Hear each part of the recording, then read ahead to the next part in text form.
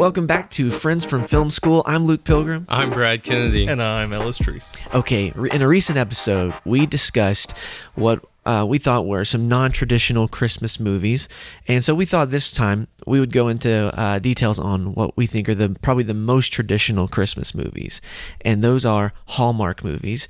It's the season of miracles. We're going to talk a little bit about the Hallmark Christmas movie formula, as it were.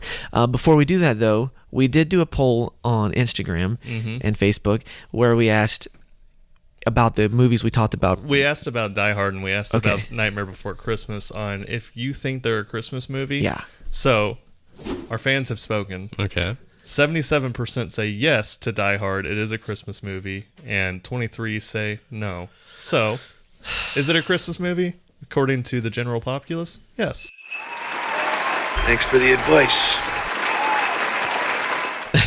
For Nightmare Before Christmas, So is smug. this a Christmas movie? 71% say yes. Wow. And 29% say no. Is this a Christmas movie? The general populace says yes. What a pleasure. Dang. No. So, Brad, you're wrong.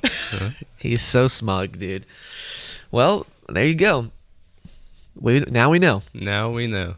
I'm still going with the... I like the November thing. I do too. Yeah. Nightmare Before Christmas. You watched that? There movie? wasn't a third option on the Instagram poll. That might have That might have changed it. I agree. We should have actually made it one of those quiz ones where it's like, is this yes, no, November 1st? And if they picked one yes or no, they were wrong. Okay, so the Hallmark Christmas movie formula, we were talking about this last night a little bit. We were texting about it, and I found an interesting article from two writers who actually write these movies, and they sort of anonymously gave the scoop on it, and it was interesting to say the least. I mean, they gave a lot of things that were the rules, the do's and don'ts. One of the number ones was snow. Snow. Gotta have snow. I like the example that they said where they tried to make a story where it was like, is it gonna snow? That's like the whole premise. The It's plot, like we might miss out on snow this year. And they're like, no way. You have to have snow. They were like, you can't be waiting on the snow. Like the snow has to be there because they had an idea for a Christmas where, oh, we're worried we won't have snow on Christmas, and Hallmark was like, no, that doesn't work. Yeah. That's off brand. Are y'all fans of these types of movies? I at hate all? them so much. I don't really hate like them. I don't like them, but I feel like I understand the appeal 100%. I'm with Luke, I think, and I thought that was the interesting thing, reading some articles about it, realizing, and we can get into this some more later, but there's such a huge, like, almost subculture around it that you almost don't realize is a thing. I knew they were really popular, but some people are so obsessive with them, but it's strange. You guys aren't married, so you'll see one day, but you have to watch these kind of movies a lot when you're married because these are just obviously their target demographic, and they talk about it in the video we just watched the thing, but it was like it's females, but literally from like 25 to like 65. It's like it's like women love these movies, and it's like how Star Wars is for and so, but like Carrie will put one on, and I'll watch it because it's like I feel like it gets in the Christmas spirit kind of, and I guess the main thing is what you're getting with these movies. Like you're not going into it expecting anything mind blowing, and what they're trying to deliver is just something very like down the middle, not going too far in any direction. And so you just feel comfortable and at ease, and it's sort of like an escape for a little bit, and you escape into Christmas Town or whatever. Welcome to the little town of Christmas. So they obviously have that formula down pat, and they do not vary from it. To me, it sounds boring, and it sounds like a waste of time, because if you're watching the movie and you know exactly how the movie's going to start, exactly how the movie's going to end, a general idea of what the plot's going to be. But that's every movie for you. Shut up. Every movie you watch, you're like, oh yeah, okay, so he's gonna do this and that, but that's just movies. Like movies, all movies have formulas. It's just how well do you execute the formula. Yeah, but there's still a chance that something cool could happen in a movie that you're not expecting. And these, you're like, it's just, there's surprises in these movies for sure. Like to me, because I thought about it a little bit, is Marvel kind of has a formula to their stuff, right? Oh yeah. Yeah. But we probably all go see Marvel movies. Well, at every least time. stuff blows up in Marvel. But then at least it snows in Hallmark. No. But yeah, that article was so interesting. I mean, they talk about like, Christmas is the main like event, the main theme. Everything has to be related to Christmas. There can't be a scene hardly where they're not talking about something Christmas related. Yeah, I like how they said, I guess this was a writing team or something, but at the beginning of their career, like working, because they would work through a production company, submit their scripts to them, right? And then the production company would make some changes and then send it to Hallmark. But one of the early notes they got was there wasn't enough Christmas. Yeah. And they're like, we wrote Christmas into almost every scene. Not enough Christmas. Well, your characters have to have names that are Christmas related. Your town has to have a name that's Christmas related. Yeah. All the towns are named stuff like Evergreen or Angel Falls. Your lead has to be named like Holly or something. Yeah. That's in Die Hard. Holly, the wife is named Jolly, Carol. some sort of feminine Christmas name. I like how they mentioned in this article too. It's like they'll have the love interest who they don't like at first. Did I do something? Do you not remember what you said at the wedding? All I said was that your boyfriend was clearly going to move back to London. Without me. And honestly, that's also like every other rom-com. Yeah. But it's like they can't dislike them too much. Yeah, I thought that was super interesting. It's a fine line. They keep this like really balanced, right? Like you can't make it like where, when the ex-boyfriend shows up, he can't be too bad. Like you want the audience to not like the ex-boyfriend, but it's just like he's not right for her. It's not like, oh, that dude's terrible, he's abusive and like man, like he yells at her. It can't be like that. It's just like, oh, he's not the right guy for her. He's a perfect guy. He's just not the perfect guy for her. He has to be like a Scrooge, and she has to be all about Christmas. And that's not true, because a lot of times the girl is anti-Christmas. She's like so not in the Christmas spirit, and that's the whole point of the movie, is her getting into the Christmas movies spirit. are very anti-city life. Oh yeah, they hate the city. And I guess that's why probably if you looked at it demographically, it probably is, you talked about women from 25 to 65, that being the demographic, but I bet it does even better with small town middle America audiences, more so than people in maybe cities. But then the people in the city probably romanticize small towns. You might be right, and then they watch it. That is true. Living in Dahlonega, man, there's so many people coming up to our Christmas town. Exactly, and they think a small town, that's what a small town is like, because they see Hallmark movies. They show up in Dahlonega like all dressed up for Christmas head to toe. Yeah. They're like, why isn't it snowing? Yeah. Why aren't there big teddy bears and presents in the windows? Santa? But our town is fairly idyllic in terms of Christmas towns. And we usually are on the list of like America's Christmas towns to visit. It actually was. I looked it up. Yeah. Because I looked up a list of like Hallmark towns and stuff, like for names. Yeah. And it listed all the towns that they film in that are like the idealized Christmas ones, and we're like number 7 on the list or something like that. And we've had a Hallmark movie, and then I forget, there's like a different channel, I guess a competitor that's not as well known and name dropped as Hallmark. Yeah. But we've had a couple of Christmas movies. I remember they filmed what you were talking about, because they film in the summer, right? Yep. And all these people were bundled up like it's a caroling scene in like heavy winter coats, and it's the middle of summer in Dahlonega, so they're like fainting. Yeah. Like they did have a couple of people who had to be hospitalized. They had to go to the hospital because of like heat exhaustion. They didn't have enough water, and literally it's hot here in Georgia in the summer, man. And so they've got fake snow everywhere on the ground. And yeah, these people are sweating. And the fake snow is like what, styrofoam? Yeah. Stuff like that. It's not even. It's not to be confused with like little pieces of styrofoam, but like they've just got like giant cutouts of styrofoam that lay on the ground in the background. And when you see that on screen, and especially if it's blurry behind the person, it looks legit like snow, because they carve it to look like little snow banks that are kind of like, you know, next to the sidewalk or whatever. It was pretty cool seeing that. They had giant ornaments hanging in the trees, like in between trees and stuff, that were literally almost as tall as me. They were that big, giant ornaments. I was gonna say, nothing screams the spirit of Christmas and wholesomeness from the Hallmark Channel like having all of your actors and stuff fainting and just being shipped out. Exactly. Yeah. Like, I doubt that. I taking care of your people. Yeah, but the cool thing, like, I remember they filmed in Hancock Park, which is on the square, and it's this,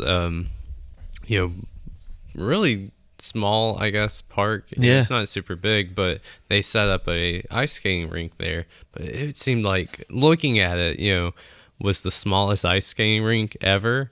But the way they worked it on camera, like they knew we didn't have to build this whole big thing there. Did you watch the movie? Have you seen it? I feel like I don't remember. I don't know which one it was. I don't remember which one it was. I know I've seen one, but I don't remember if I've seen both. Christmas in the Smokies. Yeah, that was the first one. And that was filmed the same time we filmed The Apology Service. Because Can you look up Christmas in the Smokies? Was that Hallmark? I don't think that one was Hallmark. And then just maybe see if you can find like Dahlonega, like Hallmark movies film, or just Christmas movies filmed in Dahlonega, stuff like that. The interesting thing is Cranberry Corners. It's one of the stores on the square, and it's very Christmas oriented setup now. They have the movie, like the Hallmark movie, playing on a loop in the store for people to come in and buy copies. Man, I would be You'd go insane if you worked there.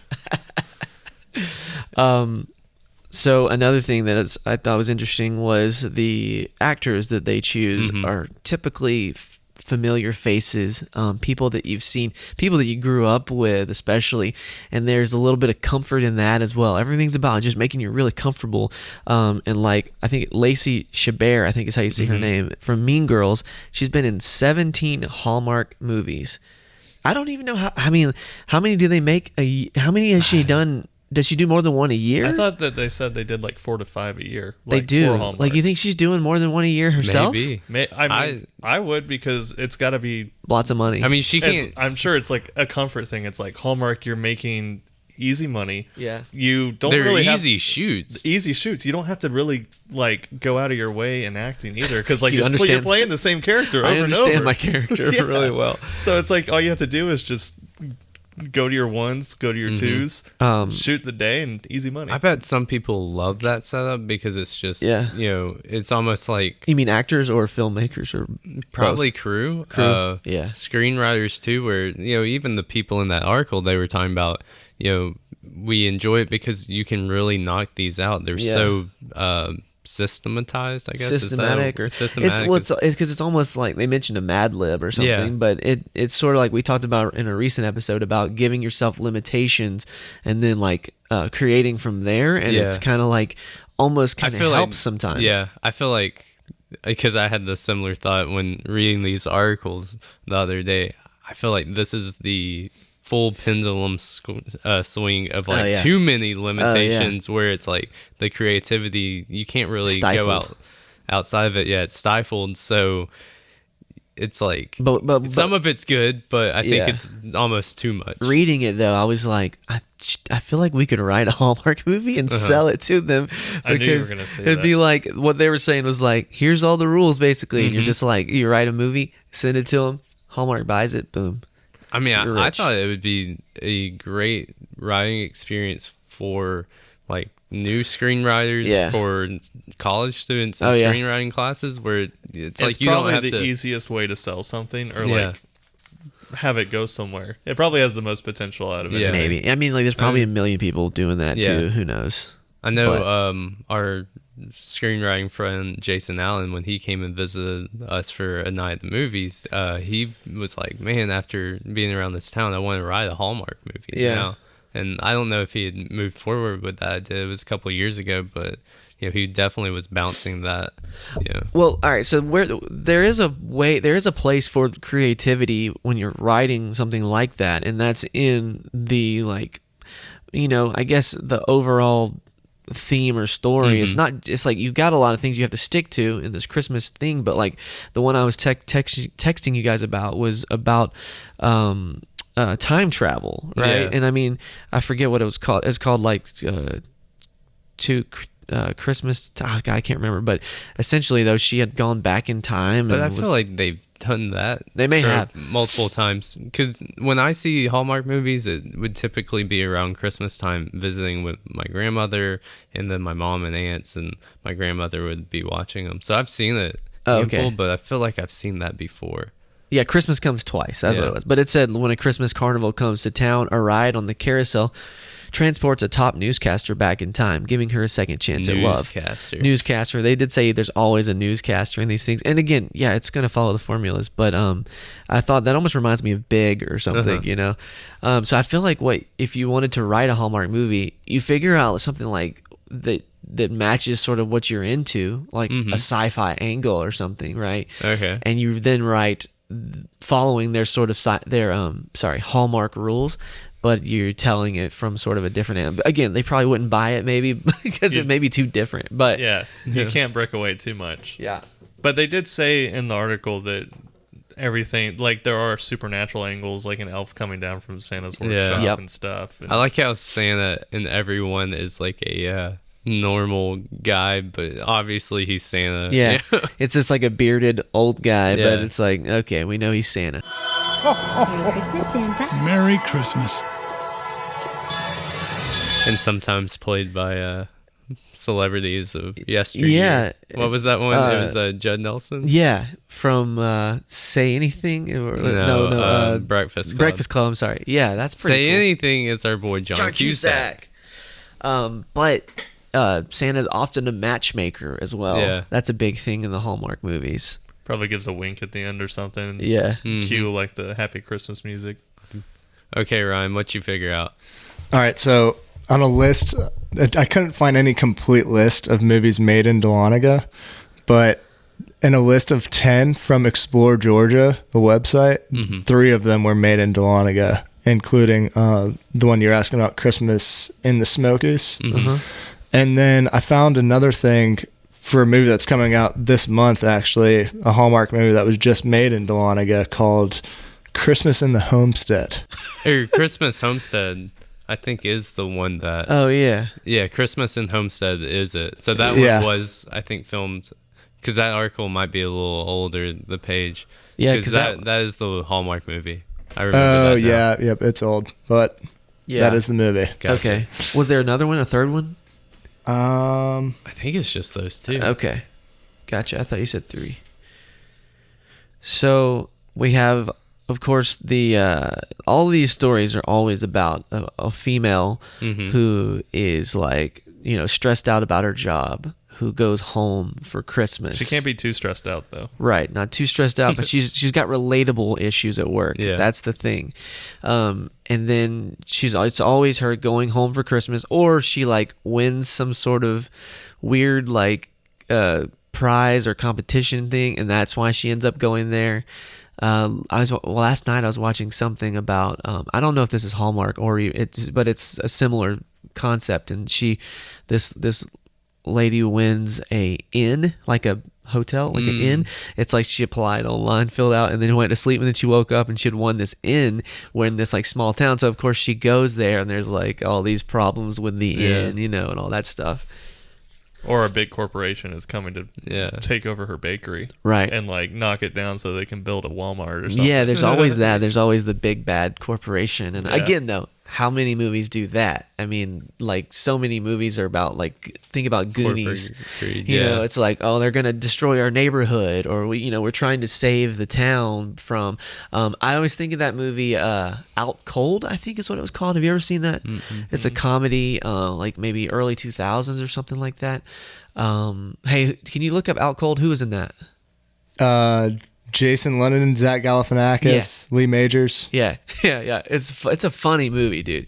But they are on this mountain, this ski resort, ski lodge thing, and I think it was somebody was coming in. I can't remember, but some sort of corporate entity was coming in. Does it say on there on the outline or the log line? A bunch of snowboarding employees at an Alaskan ski resort try to outsmart a leisure mogul who has major redevelopment plans for the business. Yeah. I have seen that Have you? movie. Yes. It's hilarious. Because my brother watched it, and then I was about watched to it say, with him. if it's Yes. an early 2000s comedy, Yeah. Yeah. more than likely seen it. I've seen that movie like 3 times. Yeah. Yeah. I don't think I've seen this movie So at all. there again, it's an example, like a similar formula of like that sort of corporate giant coming in or bad guy or whatever. But Like Avatar. yeah, exactly. But they did it in a different way, in a way that was hilarious. That movie is really funny. I'd like to Avatar watch that did? again, Avatar was hilarious. dude. I laughed so hard through Avatar, all those parts about nature dying. It's hilarious. Switch incendiaries. Fire.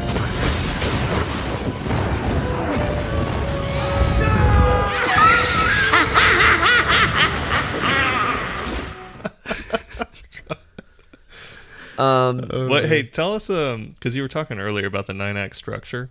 Yeah. Well, so that's the thing is these movies follow a 9-act structure according to these screenwriters. And if you know anything about filmmaking, and we've talked about this before, we learned the 3-act structure in film school. I believe, as far as I can tell, the 9-act structure is kind of similar. It's just broken down more. And it was created by this guy. Let's see, David Siegel, I believe is his name. And he's got a whole website for it. From what I read, he basically had this. I think this was years ago. He had some sort of project where he watched. Oh no, he wrote his first screenplay, showed it to some friends, and they were like, "It doesn't work." And he was like, "I don't understand why it doesn't work." So he went to this store. He rented 100 like VHS tapes, dude, and he watched like 100. I'm not kidding. That's what it said. He watched like 100 movies and made like tedious notes, right? Wow. And to learn about like how do you write a movie? What are the basics of like screenwriting and stuff? I don't know got why. so upset at his friends. He's like, I'll show you. you can't give me constructive criticism, so I'll have to take it upon myself to watch 100 movies. So I'm renting more than 100 VHS tapes, he said. He watched one. Let's see. I watched each one with a stopwatch. Okay, so he watched with a stopwatch, took notes on what minute of the film things were happening. So that's how he got this kind of exact idea of like, okay, at 5 minutes in, we need to know this. 10 minutes in, we need to have this action happen. And you can see here, look at this list. I mean, there's this sort of insane amount of notes right here. Holy cow. Yeah, He's got we could the put dedication. maybe we can put a screenshot of that You up say or that. something. But yeah, I'll send you this link. But yeah, so I don't know too much about it, honestly. I mean, there seems like there's a ton to get into, but from what I could tell, it's the 9 acts are sort of like the 3 acts, but just broken up. Now, one thing was the protagonist, instead of having that one singular goal the whole film, he says the protagonist should have 2 goals, a false goal and then their ultimate goal. So they start out like, oh, this is what I think I need to be doing. Things happen. Then they learn more. Obviously, they learn about themselves in that process, and then they go, okay, no, my real goal is this. Which makes me think that the false goal for like a big corp one is like, I need to come in, destroy this bakery, and build my corporation. That's his false goal. No, Well, the because it would protagonist be the would- yeah. protagonist. So I think their goal is like, I need to protect the bakery, but really the true goal would be falling in love. Get the guy. Yeah. So like, we've got like in Jurassic Park, Alan Grant's. Wink, wink. All right. So, for real though, in Jurassic Park, Alan Grant's first goal is to verify the safety of the park. His second goal, minute 88 of 119, is to get Ellie and the kids to safety after he discovers the dinosaur eggs and the natural tendency for the dinosaurs to get out of control. More than that, his larger second goal is to not verify the safety of the park. Sure. And not get it. E.T., Elliot's first goal, keep E.T. as a friend. Second goal, and this is at minute 53 of 107, help him get home. Yeah. Right. Now there are like, so he did have some examples of like just a movie with one goal, but okay, Home Alone. We just talked about Home Alone recently. Kevin's first goal was to get back together with his family. His second goal, protect the house. minute 65 of 102, is to defeat the bad guys, or yes, to protect the house. You guys give up, or you're thirsty for more? We've got Return of the Jedi. Luke's first goal is to kill Darth Vader and thereby disable the new Death Star. His second goal, 112 out of 125 minutes, is to kill the Emperor with the help of his father. And then, yeah. So, I don't know. I'd like to learn more about the 9-act structure because... could help writing. Yeah, it the seems... more you know. Exactly. It seems interesting. It seems like something where... I mean... Screenwriting is not easy by any means, and even with all the rules and things that you can follow, there's always these times where you hit this sort of block. You get writer's block, and even when you have a great idea, you'll get 30, 60 pages in, and then like, oh crap, where do we go from here? And a lot of times you may have even outlined the whole film, and you still have these struggles of like connecting scenes and like, so yeah, I mean, I'm interested in that for sure. Just anything that would help that process along, I'm curious when and how Hallmark got into the 9-act structure. Why they figured that would be the move for them. Yeah, I'm curious too. I don't have an answer though. I mean, yeah, maybe Ryan can look it up. But it's an interesting. Maybe they just realized if we can break it down so easily, we know the formula we want.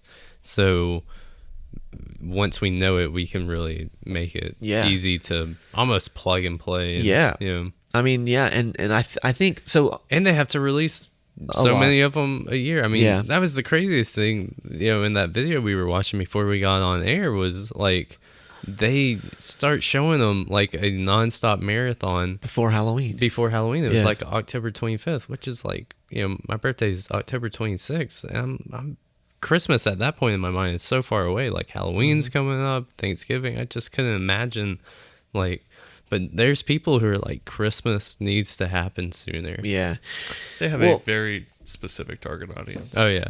Well, so what you were just saying, though, about like them wanting that formula to make it easier, because ultimately they're trying to make money and like go to the core of what they are, a greeting card company. Yeah. And like, so formulas make sense for this company because they've probably done so much market research and focus groups and everything, not just with their movies, but with their Hallmark cards and being like, how does this card make you feel? And they have, I'm sure they have people sit down and they're like, I don't like this one. What don't you like about it? The word in there, and they're like, okay, and they take that word out and they rearrange it, and then they figure out what cards will trigger what emotions. Yeah. And so they're doing that same thing with filmmaking. They're like, okay, how do we trigger this warm fuzzy feeling and basically bottle up Christmas in the form of a movie, so I feel like for them it's like as formulaic as we can get, the better, because they're not worried about making like art.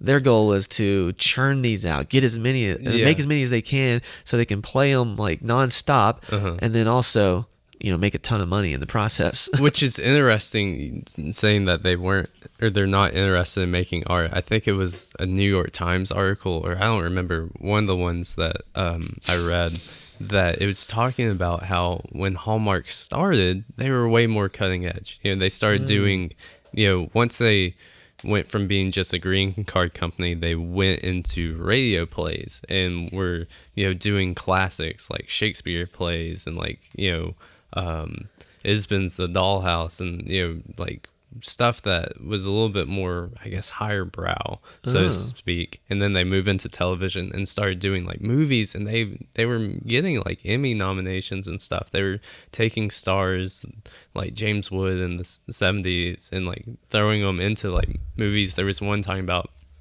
dealing with a sibling who has schizophrenia. They were like kind of going after like hot button issues. Yeah. And then slowly, and I guess eventually, they have shifted into more systematic, Yeah. Christmas movies and like, feel good films. And Wow. it's an interesting shift where I feel like someone saw that, hey, this market probably isn't being cornered, and we can really, we are Hallmark, we are the greeting card company, we should go after them. Totally. And it's an interesting change, and I think, because I was thinking about it, it kind of speaks a lot to how cable television has gotten to the point where it's almost in every channel become a parody of itself. Like if I say a TLC show, you're automatically thinking of something like My 600-Pound Life, or Married at First Sight, or something just crazy, or Lifetime.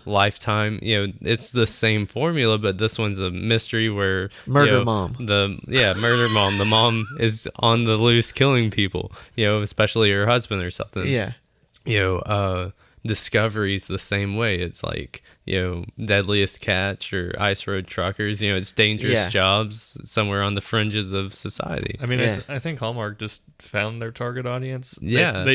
It's like finding a desire in society or a vulnerability, and then just capitalizing on that and making the most money you can out of it. Yeah. For Hallmark, it's like targeting these like middle-aged moms, moms who've already had their family leave the nest, like someone who wants... It's not even just that. I mean, I know plenty of girls who are really young, in their 20s. Yeah, college-age girls. Even. Girls that also want to find true love or whatever. Oh, it's true. I mean, I think they found something where they can make a lot of money repeatedly off of it, and that's kind of why their transition has gone. Yeah. They know those feelings aren't going to change for people. Exactly. It's like something that'll never change. It's a staple in society. So it's always going to generate them. And that was the thing. I feel like after doing some research, I kind of went from being like, man, I was so anti, like, it's the same movie time and time again. But then I was like, sometimes I watch sitcoms and it's the same thing. Like, everything from The Office to Seinfeld has, a formula to it. Yeah, exactly. That's why people loved, Saturday morning cartoons or, CSI or NCIS and, these Case of the Week, Law and Order. Yeah, it's Supernatural. It's like people like a formula, I think, with some stuff. And sometimes people like, I think overall, maybe with Netflix and Amazon and HBO Max, people kind of move past that trend a little bit. But, I think there's a part of us as humans, whatever that story may be, really enjoys something you're already kind of familiar with. Like, I mean, we naturally look for patterns and everything, right? Like, that's how we recognize faces and everything. So it almost kind of makes sense that people would enjoy some sort of formulaic thing. I mean, look at songs. Like, how many hit songs have there been that didn't go verse, chorus, bridge, chorus? Like, there was basically that same formula.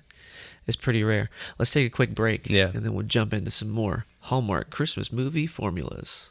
Hey guys, we just wanted to take a quick second to tell you we have launched our Patreon page. It's a place where listeners can help support the show and gain access to exclusive content. Now for $5 a month, our Patreon members get bonus episodes like our classic movie nights, where we watch classic films and talk in depth about what we liked, what hasn't aged as well, and how they achieved some of their special effects. You'll also get early access to episodes before they're released to the public, and we'll give you a shout out on an episode of the show as well. Now, this is a growing platform, so we'll be adding all kinds of new content over time, and you can gain access to all of it exclusively at patreon.com/friendsfromfilmschool. You can follow at Sozo Bear Films on Instagram, Facebook, and Twitter. And don't forget to subscribe to our YouTube channel.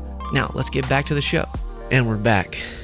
And, with Hallmark, it's not always sprinkles and snowflakes and happiness. Sometimes they've got a little controversy. And they're always trying to avoid controversy. They're trying their best to be as mild and down the middle of the road as possible, which sometimes ends up being offensive in and of itself or something, Yeah. I'd say the writers who anonymously gave these tips, one of the main things they talked about that is a huge issue is they basically write all the characters as white, and then they're like, Hallmark can decide if they want to make them people of color if they want or whatever, but they, in the past, and I do feel like this is changing a little, but in the past, Hallmark has been sort of known for a white Christmas, you know. And it's not the writer's fault either. They're literally having to follow these guidelines. Their scripts are getting changed. Yeah. It's the Hallmark Channel itself is the one that's like kind of enforcing these rules with an iron fist. 100%. I don't know. It's part of the reason I really don't like Hallmark movies either, is because it's like made for like white women who are. You hate white women. Okay, we heard it here. It's like everyone heard it here first. It's like Christian white women because I think you hate Christians. I think religion plays a huge factor into this because they're avoiding having any sort of gay romances. They're avoiding having any sort of people of color unless they're like your boss or like your friend or something. Right. And they don't make them bad guys though, at least, because the only person of color in the film, and they can't make them a bad person. Is a good. Yeah. But they're almost never your lead. Right. By any means. They're literally made for a specific audience. They won't, it's only Christmas. They won't usually do any other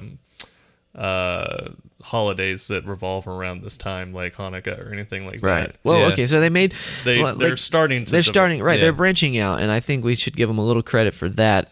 They did make a couple of Hanukkah movies. There was some criticism after they came out that they were, reinforcing negative stereotypes of Jewish people, that they were sort of anti-Semitic in that way. So, it's like, I guess they were trying, but they ended up messing that up a little bit. They also had that commercial with the two girls that were kissing, right? Right. And then that was forced to be taken down. Right. Yeah, and then they went back and forth. We should clarify that. So this is just on the Hallmark Channel. They had a commercial that was airing, and it was a gay wedding scene. So two girls are kissing in the scene of this commercial. It's not a Hallmark movie. It's just a commercial on their channel. There was outrage from white women, as you said. Facebook group, yeah, right? Facebook. Yeah, they did like a petition, like 40,000. It was something about. It's called like what was it, like 1 million moms or whatever it is. But they signed it saying, they wanted it taken down and all that. And so Hallmark caved under the pressure of that. And then, of course, that was an outrage. They got way more outrage from that. So they ended up putting it back on and apologizing and stuff. So they kind of forced themselves into a corner with like their target audience and like the content that they make, along with the film industry. But what I think what it comes down to, and what I think is, no matter what the corporation is, like whatever big company like that, ultimately they don't really care about people or anything, right? They only care about their bottom line. Like how much money are they going to make? So if it was really popular to hate gay people, they would go with that. If it was really popular to be racist, they would probably be racist. You know what I'm saying? So like it's like you see that with all these big corporations, they jump on the bandwagon for like social justice movements, and I'm like, it's not because they really feel that way. And I mean, maybe there are some people that do, to give them some credit. There probably are some people who are. They don't want to lose their customers. Exactly. Man. It's like that's what it really comes down to, and that's what Hallmark is doing. It was like they reacted to these moms being mad. They look at numbers and cents. Yeah. I think that's what I wanted to bring up with Netflix is trying to get the corner, or trying to enter this Christmas movie market. And those writers talk about how Netflix is a lot more open with suggestions. Someone can get drunk in a Netflix movie. Yeah. There can be a gay couple, and I think too, it's like Netflix, they just saw, Hallmark's very rigid with their structure, so we kind of want to get the same feeling of Christmas. We want to have people watch it, because Netflix is all about trying to keep you on the app. That's why they have every type of show known to man going on. Binge culture. And so they don't want you to, for one, they don't want to spend the money to buy and license Hallmark movies. Hallmark probably has their own like app or something too, but they want to have their own movies that you can watch, but they're thinking people who don't fit in or might not like some of the more controversial, or difficult areas. Or if the people aren't as into the overly traditional Christmas movies, then they have a little wiggle room, right? And then homosexual people can see themselves in a film instead of it always being just this straight couple. And I've watched 2 films this year that were based on gay characters, and they were awesome. Like one of them, what was the one with Kristen Stewart? It's called something. It's like Perfect. Do you know, Ryan? It's something like Perfect Christmas or like no, Seasoned. Perfect Season. Happiest Season. There you go. Happiest Season. I knew it was something like that. I was pretty close. Really good though. Open Season. It's a different movie. But it's a really touching film. I mean, and it's about coming out and around Christmas time and stuff like that. And you know, what was that on? Was it a Netflix? It's a Netflix film. Yeah. And it's a Christmas movie, and it's about coming out, and it's about this gay couple, or, you know, lesbian couple, and they're like, one of them like has not told her family she's gay. Kristen Stewart is her girlfriend. She's coming home with her for Christmas, and she's having to like hide that they're together. She's having to like sleep in the basement, like she's acting like she's just her friend. And so it's a great story, and I was like, man, that would just hurt so much to be like. I thought you were saying she was like hiding in the house, like acting like she wasn't even there. I was like, she's having to hide but that makes more sense. Hide their relationship. I appreciate that story so much more than I would like a Hallmark movie. Yeah, it's just that frame of mind seems so close-minded in like Hallmark movies, and then a story like this. I think it's different types of stories, and or it's old-fashioned. Maybe it is old-fashioned. Yeah, hold on. I was still talking. Okay. But so she was like gonna propose to her, and then she like gets there and finds out she's never even told her family about her. She's not out as gay yet. So it's like this whole like terrible experience, and well, I don't want to give away all the movie, I guess, but it's like it doesn't have like the ending is not like it's not like I guess the ending. It's not like that, you know. But yeah, it's a really good story. It's a Christmas film, but done in a really non-traditional way. And I think that's going to put pressure on Hallmark though to have to step up and do that. Like I don't know if they have any like gay stories yet or anything, but they probably will in the coming years, because like we're seeing they tried like some Hanukkah stuff. When I turned the channel on last night, it was a black female lead in the movie. You know, they're dipping their toes in the water, trying to figure out what's okay and what's not. Yeah, it's probably just a little bit over time. But what I was going to say is like that's a more like true to life story, and it's the same thing. Like there can be different types of movies. You know, it's like you can have Avengers, or you can have a movie like Super. You know, they're both superhero films, but one's a little bit more grounded in reality. Yeah, know? Super is the one with Rainn Wilson. Rainn Wilson. Yeah, and so it's I think there is some controversy. There is some like reasons for people to fault Hallmark for how they approach things, but you know, I think you can't try to force them to fit something that they might not want to make, if that makes sense. Well, I think that they're going to start losing their target audience too, because I think that their target audience is slowly transitioning and evolving with and how society is now, which means that their movies will slowly be able to do the same. And it's, I mean, that's the thing. Most times, you know, network television is kind of that, I guess, maybe tastemaker in where society is going and what, you know, some people that, you know, 10, 20 years ago wasn't thinking would be acceptable. You know, it's just, it kind of moves culture along. There's going to be those people that I guess maybe are Hallmark fans that are going to be so ultra like conservative, and they're never going to like be like, okay, I'm going to watch this like gay relationship in a Hallmark movie now. So it's like they're either going to, I don't know, like lose that part of their base or something, or because I feel like they're gonna have to evolve and make these stories. I think they stand to lose more if they don't. Exactly. If they don't, if they stick to what they've been doing, I don't think that they can make as much money as they could if they start making their stories a little bit more diverse. Yeah, I mean, I agree. I think you have a point there. I do want to like see a movie though where someone from like the real world gets teleported to like a Hallmark movie, and then they're like, "What the hell is this?" Like everyone's so like mild and like, this person like, "What the hell?" I think that's an excellent idea where there is like plenty of room where you can do a really good spoof movie that almost functions as that, but it's a critique on the formula in that world. I just pictured them like you're breaking stuff, and they're like, oh dang it, and you're like, what? Why aren't you mad? You're just breaking everything in the room. They're like, oh god, we're gonna have to sweep this up, guys. The guy's like, welcome to Christmas. It's like, who names their town Christmas Town? Yeah. Like just points out stuff. I feel like there is a Hallmark movie where the town is called Christmas. There is. There's a lot. It's called Christmas Town. Yeah, the movie's called Christmas Town. So if you did a movie like that, would it be based on? It couldn't actually be Hallmark. No, it would be making a parody of Hallmark. Yeah, so you'd have to like you wouldn't call be it able, something else. Yeah, call Netflix.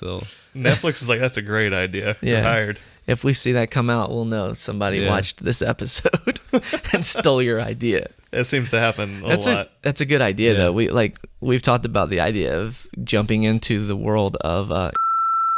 So you go from being. Why did you say that? I know we just gave it away. We can cut it out. We should bleep it. Beep. The world of bleep. You're being in a room and Santa Claus is obviously there, but he's like a homeless guy, and you're like, no one can tell that this guy's obviously Santa Claus. His name's like Nick or something. Yeah. And like Nick Kringle. Yeah. Old Kris Kringle. This article we read, one of the writers said, we saw two Christmas, I guess movies, they said Christmas ones, but two Christmas ones in a row that had almost the exact same opening. Ice skating, the Christmas tree, and then a reporter reporting on something about Christmas. It's hilarious. Their formula works so far. How did the reporter become such a big part of it? I don't know. I think it's just a way to be able to like... It's a way to like put in some exposition about the setting. Oh yeah. You're right. You can set up something. Valid. Yeah, it's the best way to do it. I don't know. And I didn't realize either. It's like they have these production companies who sort of specialize in these, probably by now, and then there's these writers, so they're almost like freelancers, right? Like they write this movie, then they're sort of like pitching it to these production companies who work for Hallmark, all the time. Because the writers in this article, it sounded like they weren't quite on the end yet. Like they were sort of still on the fringe. They've written a bunch of movies for Hallmark, but there's people that are in the, like, I guess, inner circle there who write constantly for Hallmark. They probably write so many every single year that they just have like this Hallmark check that comes in every year. It's like they're just like, oh, I got my Hallmark check or something. The residuals. It would be cool to try to write a movie within those constraints. Yeah. I just wouldn't. I don't know if I'd have like the passion to do it. But like having constraints like that would be challenging and fun. All right, here's an idea. No, wait, I don't want to give away this idea. I actually might have an idea for it. Here's an idea. Santa Claus is real. Yes. The girl marries Santa and becomes the new Mrs. Claus. That's happened. I swear I've seen that in a Hallmark movie. She marries Santa and becomes the new Mrs. Claus, or becomes the Mrs. Claus. Or it's like I feel like what they've done is like Santa is retiring, so there becomes a new Santa Claus, and then the girl meets a guy, and she comes to find out is like Santa's son, and then they become the new like Mr. and Mrs. Claus. Okay, yeah. It's There's no new ideas under the sun. It's weird too that it's like they never have. It's always a female like protagonist who's coming from. That's my thing though. I think it's where Netflix is finding with like gay audiences, they want to have that surrogate. I think Hallmark really found that niche that they're like, these women want to see themselves in these characters. Where I don't think they would make it a man, because guys aren't. Watching these movies aren't watching it to necessarily want to picture themselves. There might be some, I mean, obviously. Me?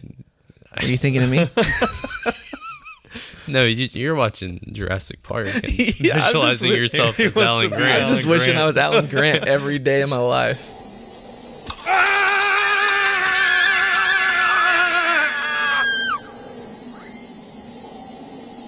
That's not funny.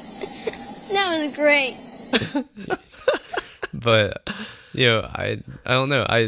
can't It would believe I be- brought Jurassic Park up again. It'd be weird to incorporate or to flip it and it be a guy. I don't know. That just seems like that would kind of break that story structure. I don't think it would do as well because, No. like you said, the target audience is all women, so they. And like, what about? I mean, what if they went from she lives in a small town and moves to the big city instead? And she's like trying to bring Christmas to the big city. She can't though, because big city bet- is like the yeah. enemy in the movies. Well, I feel like too logistically, it's so much harder Oh, to yeah. like turn all of like New York or Chicago into a Christmas city, where it's like you can come into a small town and they're like, yeah, we'll change everything. Well, We'll what put if up it's just like a Christmas block though? So it's like she lives on a block and she's like getting everyone who's anti-Christmas and the Christmas spirit on that block. Yeah, or it could be like an underprivileged area, and she Yeah. brings like this sort of like Christmas season to this. And gets gifts Yeah. for all the Inner kids and city. stuff that are super poor or something. Yeah, See, that could probably work. yeah, Yeah. they would never do it though. It just doesn't have because the like warm poverty doesn't exist in these movies. That's true. That is true. I think it said that. It's so funny. It's really like true in a way escapism. Yeah, it's idealism for Yeah. sure.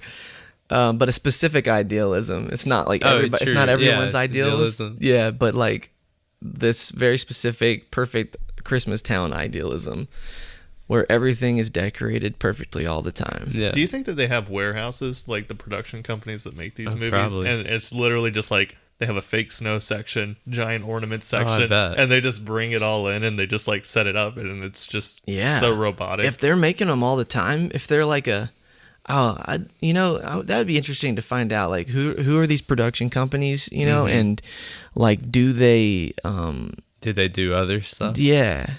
Can you look, Ryan, just see if there's like production companies who produce Hallmark movies? And I bet there's not that many that are doing it, because I bet there's like easily less than 10. I bet. Yeah, Like, probably 'cause- like 4 or 5. and they're handling all the movies, they shoot that year. Which is what, like 5 or 6 a year probably? I don't know. I have no idea. They did say they I thought it bet- said a lot. I but- bet it's more because I bet they release at least one a week. Then So it's like every weekend, every do you Friday. think that like they get a check from Hallmark for like it's like every single one and like for 3 months or 4 months they're just working on these movies and that's how they like make their money? Jeez. Probably. What? This says during the 2017 holiday season, the Hallmark Channel premiered 33 original Christmas holiday films, up from a total of 28 holiday movies in And 2016. I bet, and that's 2017. I bet they've gone up. And they have a total. This is from Wikipedia, but Hallmark has a total of 136 Christmas holiday themed movies in their original library of films. I mean, that's what I was going to Dude, say. they're doing 30 a year. That's what I thought I'd seen. They're probably doing it to the point where they're building up such a big catalog that they can probably go a long time without showing the same one. And They get to where they go year round. It's Christmas all year. yeah. The Hallmark Christmas channel. I was about to say they could make a channel, just a Christmas channel. And I'm surprised they haven't. I guess like these companies there's probably like 5 or 6 and they just do like 6 gigs a year or 5 gigs a year. So they're Yeah. filming all year. I They're bet. filming Christmas stuff all year. Probably. if they're features, yeah, that's probably all they do. Did you see anything yet, Ryan? It's I've only found like 2 for sure companies, which is RHI Entertainment and Crown Media Holdings. Those are just the big Crown ones. would be Hallmarks though. Yeah. Oh, okay. So, what was the first one? RHI Entertainment. RHI. So I guess Hallmark has their own production team that works in house and does some of these movies They might. I don't. because they could probably cut out a middleman, right? If they have their own production team and equipment, or I mean, yeah, How'd that you'd work? think. I mean, because that's kind of like it's like Netflix, right? It's like them, but then again, I guess they're using lots of production companies. So I bet they're maybe executive producing or having a role in all of them. Sonar Entertainment, formerly known as RHI Entertainment. They specialize in television miniseries and movies owned by Catalyst Capital Group. Wonder why they changed their name. controversy. I don't know. Maybe they just wanted to make other stuff besides Hallmark movies, and they didn't want to be affiliated with them anymore. They're like, we're changing our brands. We're starting over. Like, they only used Hallmark to be able to buy all their gear, and they're like, all right, we're moving on. All right, so how do we wrap this up? I feel like we've sort of figured out the formula. Yeah. At least for the most part. I think I'd love to be able to see like what those writers were talking about, just all the rules sort of written out, because they didn't necessarily give all the rules and the specifics, but I almost too feel like maybe there's not that written out, but it's something that you learn as you're writing for them. You feel it and you know it, and you're I was about to say, I bet it's really in like the notes you get back. Yeah. Like for us, we know certain clients where we go, they're definitely not going to like that shot or whatever. We're like, yeah, we need to take that out before we send it to them, because in the past they've wanted to remove a similar shot or things like that, right? Or there's certain things, and the bigger the company, the more likelihood there is of those type of notes, you know. So I feel like that's what these writers have gotten. They've gone from studying the Hallmark formula, writing their first feature, sending it in, getting back all those notes like there's not enough Christmas or whatever, and then learning how to adapt it from there. It said there were middlemen too for the writing, because it said before they sent it to Hallmark, the middlemen would send back notes. Yeah, well, that was the production companies. They would give it. They would know because they've probably worked with Hallmark more, so they know. Right. Hallmark wouldn't sign off on this. Because so I guess these writers, once they've worked with these production companies, it's like they'll send it to them, and then they go, I would nix this, and this, or whatever before you send it to Hallmark, and then once they get it to Hallmark, then I guess Hallmark hires that production company. Maybe the writers in these production companies are kind of working, together on that. I don't know. But we know they've got to have snow. There's got to be a girl that's living in the city who has a job that's stressing her out, and she's going to go home for Christmas or some small town for Christmas, where she will meet a love interest who she doesn't like at first, but doesn't dislike too much. And then have one kiss at the very end. One single kiss at the very end. Oh, don't forget about the false kiss, too. Yeah, there's the almost kiss moment, right? And that's when you're, like, reaching in, decorating the tree, and you guys almost bump heads, and there's, like, this single second where you're like, oh, we might kiss, and then a kid runs in and breaks up the moment or something. Water is boiling over from cooking or something. Yeah, you hear the tea kettle. Yeah, doing the...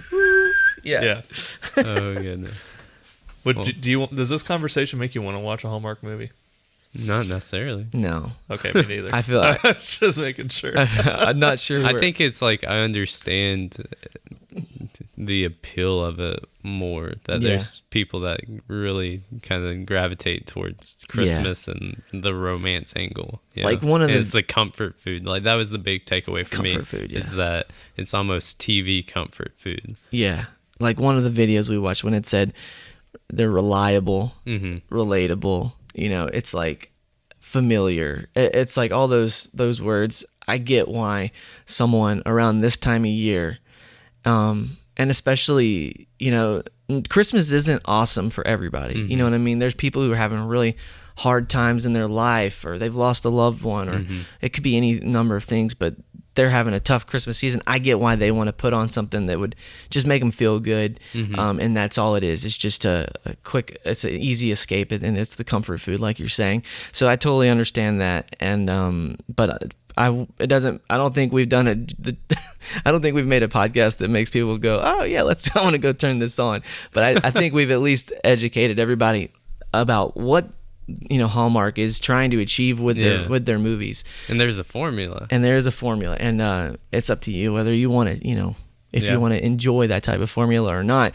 And I think it requires sort of turning it off, not dissecting the formula if you're going to just chill out and watch a Hallmark movie. I feel like for a lot of people too, they're really good like background stuff, like to play while you're decorating the tree or make gingerbread houses. It's just so kind of there, but you don't have to, and that's an easy way to turn your brain off. But for me, if I'm decorating the tree, I'm putting on Jurassic Park. Dun, dun, dun, dun. You're like, yes, Christmas. My favorite Christmas movie. Is Jurassic Park a Christmas movie? Yes or no in the comments. I say it for just every holiday. Arbor Day. Yeah. Jurassic Park. If it's Valentine's Day, yes, I'm putting on Jurassic Park. All right. Cool, man. Well, it's been fun, guys. And Figured it out. thank you all so much for listening. And we'll hope you tune in next week. And we'll see you then. See ya. Bye.